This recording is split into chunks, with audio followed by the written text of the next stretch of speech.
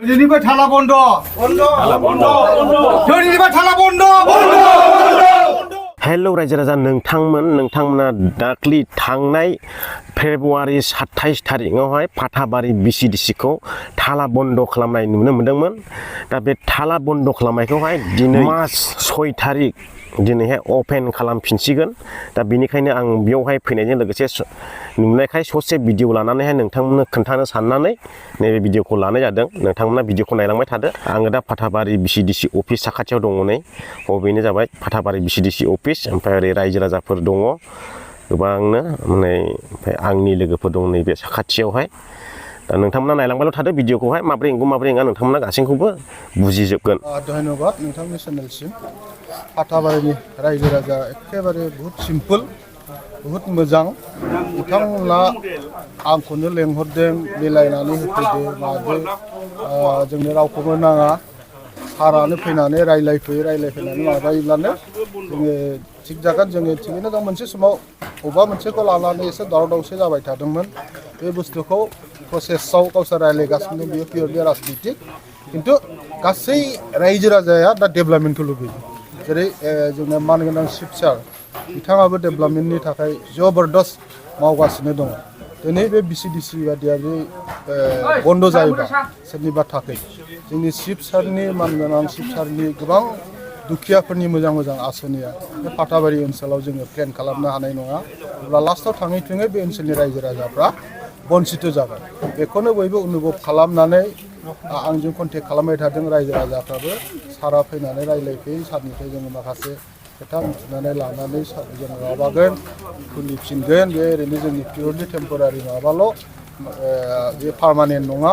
बे खोथाखौ बिथांमोना बुंदों। आरो बे एकदम मोजां लोगोन, एकदम बेबायदि अनलायलायनानै माबाखौ खालामफिनलायनायनि थाखाय आङो गासै पाटाबारिनि रायजो राजाफोरखौ कोटि साबायखर होयो आरो खुलुमनाय जासियो। आं दाख्लि 23 थारिखआव नायबिजिरफैखांबाय। आङो खमैबाबो 50-60था न' नायलांदों। माखासे नट डाउट बै समाव मेम्बारफोर माखासे लिरनाय दं, बेखौ नायदों। बिसोरनिफ्राय आङो टाइम लादों।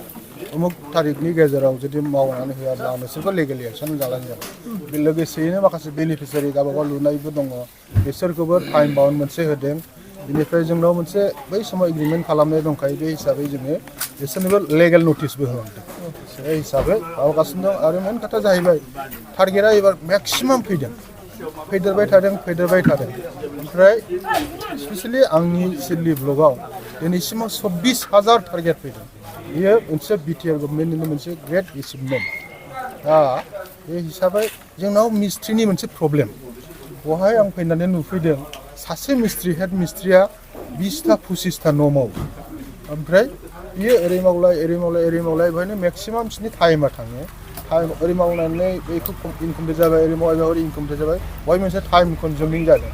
बे नट अनलि जोंनावल' नङा, जों स्टेट लेभेलाव जेब्लानाखि रिभिउ खालामो, गासिबो इस्युआ बे रोखोमनि मिस्ट्रिनि प्रब्लेमनि थाखाय माखासे फैदों।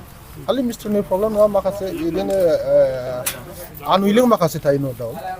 बेखौ जोङो दा जुदि मावथ्राबा मोनसे टाइम बाउन्ड होनो हादों। बेनि गेजेराव माबाबा जोङो बेखौ मोजाङै इनकुवेरि खालामनानै बिनि सायाव लिगेल एक्सन लानाय जागोन। थेंक इउ, धन्यबाद। बेनिफ्राय साबसिन परिबेस गैया। जों गासैबो पाटाबारिनि बिदा फंबाय आरो पाटाबारिया आंनि लाइफनि मोनसे पार्ट। मानो होननानै बुङोब्ला सिडली ब्लकआवनो आंनि साख्रिनि जन्म। अनेक मानसियानो जन्म जायाखै, नोंसोर उन्दैसोमोन। 93आव आं 1993आव बहाय सिडली ब्लकआव जन्म माबादों, साख्रि मावजेनदों। ओमफ्राय गेजेराव अनेक जायगायाव सोलाय सोल' जादों। ओंखायनो आङो पाटाबारि सामथेखा A to Z मिथिगौ। आरो बिनि मानसिफोरा आंनि बिदा फंबाय बायदि, आंनि फिसाफोर बायदि।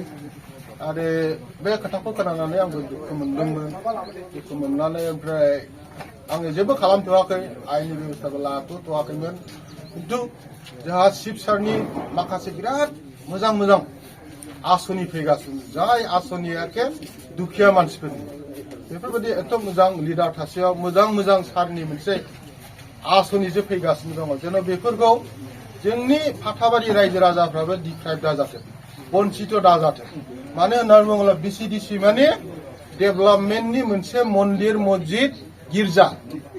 बेवहायनो नोंथांमोना प्लेनिं खालामनो हायो बेवहायनो प्लेन खालामनाय जायो दा जोंहा जा बिटिआर गभर्नमेन्टनि मोनसे माबा दं बिटिआर गभर्नमेन्टआ दिनै चिफ सारा मोजां मोजां आसनि हरदों बा हरबावगोन बेखौ जोङो बहाय ज' जेरै मेम्बार रायजो राजा दहाय जों सावरायनाय बायदि बहाय ज' जालायनानै जोङो प्लेनखौ खालामनांगोन बा प्लेन खालामखांनायनि उनावसो जोङो रायजो राजानो जेरै खामानिखौ होनो हायो खिन्थु बे बुस्थु बे मन्दिर बा मस्जिद बा गिर्जायानो जुदि बे रोखोम एसे गुलाय गुजाय जायोब्ला जोङो जेरै धर्मआव गुलाय गुजाय जायोबा बायदिसिना जायो थिग बेबायदि डेभेलपमेन्टआव निश्चय बे रोखोम जानायनि चान्स थायो दा नोंसोर जे बिदा फंबाय बे मोनसे नोंसोर जे अनलायलायो बै समाव मोनसे जालांदोंमोन दिनै जे मिलायलायनानै ज' खालामफिनबाय बेनो मानसिनि सबसे देरसिन गुन आं बिनि थाखाय फाथाबारिनि रायजो राजाफोरखौ खौथि खौथि खुलुमनाय जासियो आरो नोंथांमोनखौ धन्यबाद होयो दा आङो रायजोनि जानानै बयनिबो जानानै इयुनाव जेन' VCDC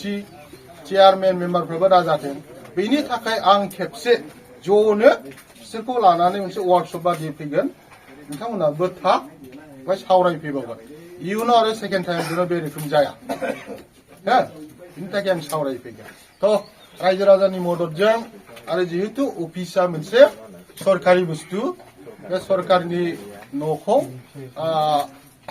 बे समाव मोनसे परिबेस आं रावखौबो दायबो होनो थाङा मोनसे परिबेसनि थाखाय बे रोखोमनि बायदिसिना अनेक जायो बे परिबेसा जोंहा बिदा फंबाय जों ज' रायलायनाया मिलायफिननायखाय आङो साबिखौ खेवनानै रायजो राजानो हगारना होफिननोसै